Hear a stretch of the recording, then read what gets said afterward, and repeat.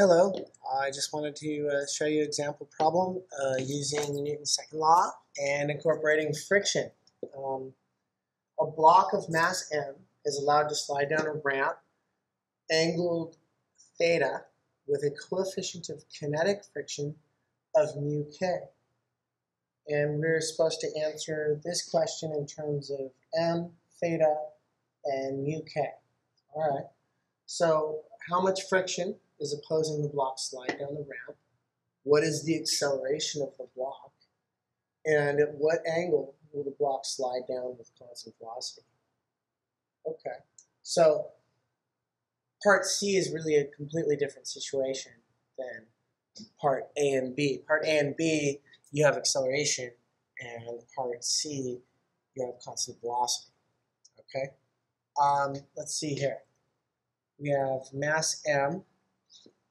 So I'll do the force diagram for mass m as my system. I have weight going down. I have a normal force perpendicular to my surface, right? So there's my normal force.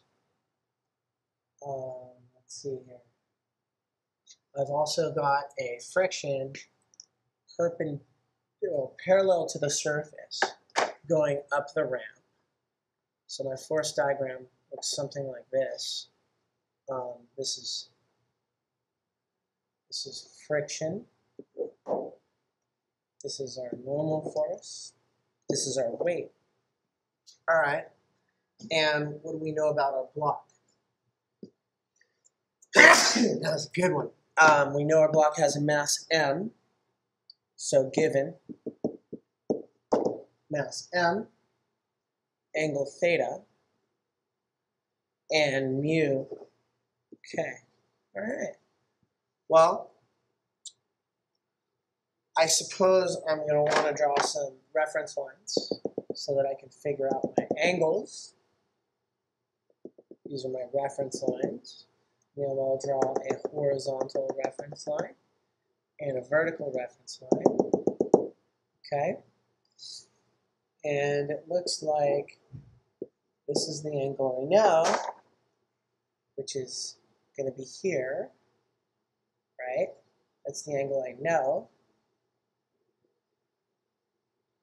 So I know this angle is theta. That makes this opposite angle theta. And our normal force will be tilted by angle theta. Since normal force is perpendicular to the surface, the friction force is parallel to the surface, and the friction is tilted by theta. Thus, the normal force should be tilted by theta. And the angle opposite is also going to be theta. Okay? Let's see here. Well, I'm going to need to sum the forces. In order to use second law, I'm going to need to sum the forces up. So A and B are a situation where we have acceleration. Sum of the forces is going to therefore equal ma. All right. When I sum the forces, I should probably do friction, this one, right? Then I'll do normal.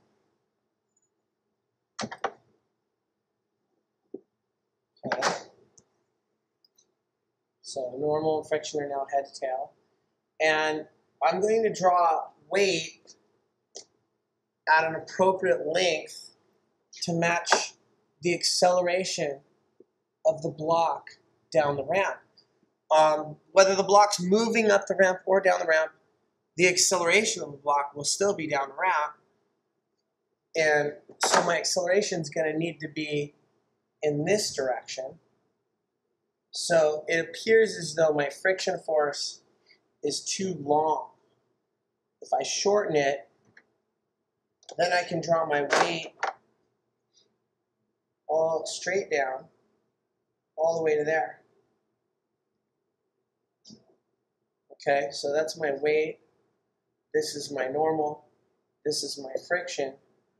And that would make my sum of forces from where I started to where I end right there. So that's MA, since MA is equal to the sum of the forces. So let's see here. Now it's a matter of figuring out which angle in this triangle is theta. So if I group this together, this is something you would have to do in your imagination, right? If I group this together, well, that's not what I meant. Whoops. Put that back. Try that again. Okay. If I group all that together and simply move it over here, I'll see exactly what angle I'm talking about. That angle is theta. Okay? So theta must be right there. Alright? So, and this is a right angle here because friction's got to be perpendicular to my normal force. Alright? And acceleration, I'm going to move this little acceleration arrow up here. That's the way that the block accelerates down the ramp.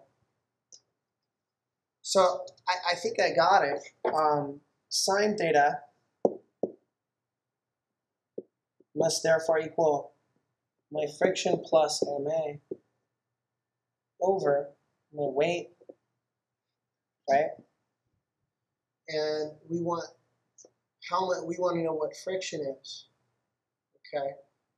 Now there's another equation we have for friction, which is friction is equal to mu normal. So I might go about this a little different way and use cosine here. Cosine theta is going to be normal over weight. Okay? So that would mean that normal is equal to W cosine theta, which would mean that friction is, this is mu k that we know, friction is mu k times normal, which means mu k W cosine theta, which means that friction is equal to mu k times mg cosine theta. All right? I think that's what they want because I got theta, m, and mu. It's also, obviously, this equation must be in terms of g, even though that's not stated in the problem. Now I think I'll try finding the acceleration. If I use this relationship here, right, I can find a relationship for acceleration. And I'm going to plug in my relationship for friction, okay? So I'll be working with these two equations now. I'll do this over here. All right? So if it looks like friction plus MA has to equal W sine theta, right? And that would mean that this is going to get kind of messy now. Mu k mg cosine theta, right, plus MA has to equal W sine theta. That's a bit messy here. I think more space would be nice. So let me continue this down here. Okay. Wow, that's messy. MA, therefore, has to equal W sine theta minus mu k mg cosine theta, right? All right, let's get a little nicer. I think I see some canceling coming soon. So I'm going to divide both sides by m. So A is going to be m.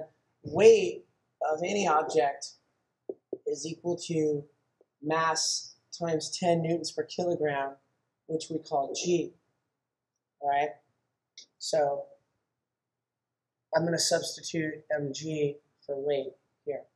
So A equals mg sine theta minus mu k mg cosine theta. All that has to be divided by m, which actually tells you something beautiful. I mean, does friction affect,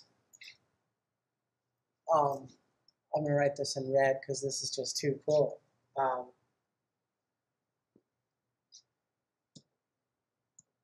Wow.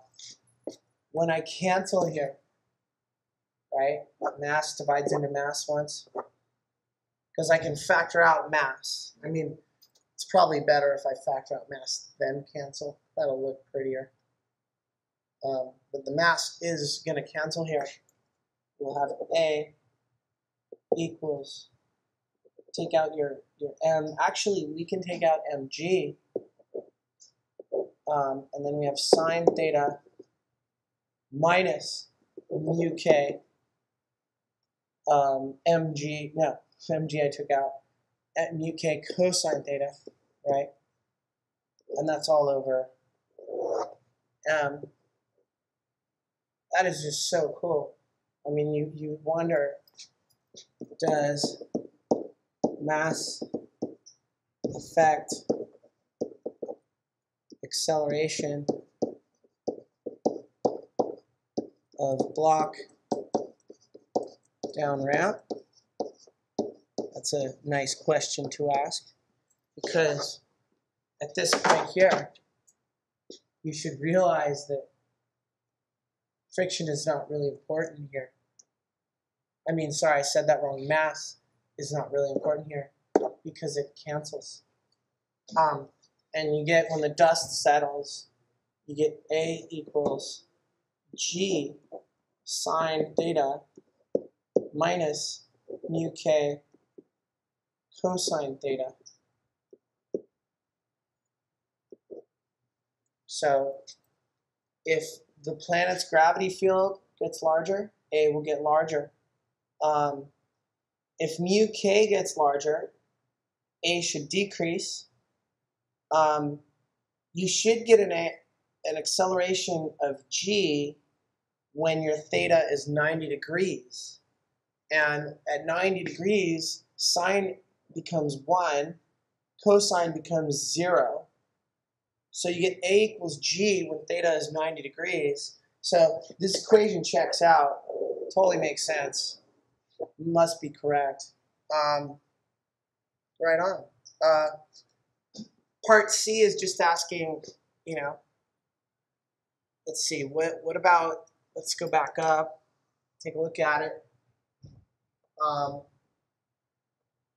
Yeah, what angle does the block slide with constant velocity? Okay, so let's see here, let's do that.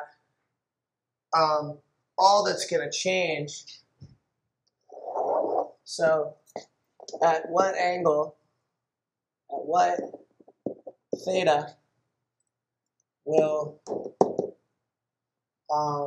sum of forces equal 0? That's essentially the same question. Now we still have weight, right? We still have normal, and we still have friction, right? Only now, when I sum the forces, right, It's a little slow right now. When I sum the forces, what I'll notice is the forces are going to have to add to 0 now, because we have constant velocity, which means A is 0. So we're not violating second law here, just to remind you that sum of forces still equals MA, but when A is 0, sum of forces is 0. So second law turns into first law when A is 0. Anyway, so you have weight, normal, friction, and the angle we knew was theta. Only now we have the forces adding to 0, and we want to find theta. All right? So we can use the same trick, and it should actually be very similar to the previous equation, except there's no MA term, so it's a simpler equation. We could use sine theta, and we would get friction over weight. We can use cosine theta, and we will get normal over weight, and friction still equals mu k normal. Object is still sliding, and a lot of ways to go about this. Let me go back up to the top and look at the original question. We want variables m, theta, and mu. Okay. So in terms of m, mu, and theta, why don't I take normal? So this equation implies that normal has to equal w cosine theta, right? Which is equal to mg cosine theta, all right? So friction, therefore, has to equal mu k times m times g times cosine theta, right? Now I'm going to go back to this equation, okay? So it looks like, yeah, there we go. Oops. Not that far. Yeah. So it looks like sine theta should equal my mu k mg cosine theta, mu k mg cosine theta. Now, should the mass matter in part C? I don't think so. So when you divide by weight, let's put mg for weight. And in fact, what I'm wondering is, does g even matter? I don't think g even matters. I think this particular problem, part C, this works on any planet, because if I divide by w, which is mg, that is so cool. My masses and my g cancel. Wow, this is very cool. Oh my gosh. And when the dust settles, you know, you've got, oh, this is so cool. You've got sine theta, right? Make it nicer. You've got sine theta equals mu k cosine theta, right? Oh my gosh. So mu k is going to be sine theta over cosine theta. And that's the same as tangent theta, if you remember your trig identities. So if you want to know your critical angle where a block would slide with constant velocity, I suppose you would want to do angle. If I do angle whose tangent is to both sides, right, I get theta is equal to the angle whose tangent is, that's a button on your calculator, basically mu k, whatever mu k is. So if you take your mu k. Some calculators it's arctangent, some it's inverse, it's a tangent -1. You'll have to figure out your calculator, how your calculator works.